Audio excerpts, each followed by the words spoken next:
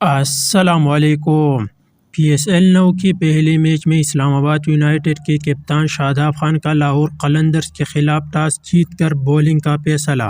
صاحبزادہ فرحان 36 گیندوں پر ایک چھکا اور 8 چوکے لگانے کے بعد 57 رن بنا کر واپس جا رہی ہے۔ رسیوان ڈوسن کی پی ایس ایل کے پہلے میچ میں 31 گیندوں پر 50 مکمل۔ لاہور قلندر نے پی ایس ایل 9 کے پہلے میچ میں اسلام آباد یونائیٹڈ کو جیت کے لیے 196 رنز کا ہدف دے دیا۔ ڈوسن نے 31 رنز۔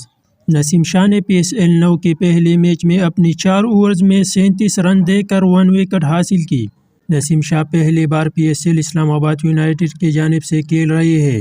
پی ایس ایل کا بائیکاٹ کرو کا ٹرین چلانے والوں کو مایوسی ہو گئی کیونکہ بہت بڑی تعداد میں کرکٹ فین اسٹیڈیم میں لاہور قلندرز اور اسلام آباد یونائیٹڈ کا میچ دیکھ رہی ہے۔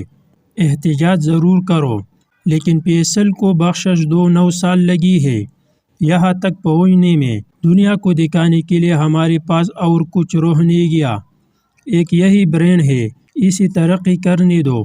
پاکستان زندہ باد۔ زمان خان اپنے پہلے وکٹ حاصل کرنے میں کامیاب۔ پی ایس ایل 9 کے پہلے میچ میں شاداب خان نے حارث رؤف کا برا حال کر دیا۔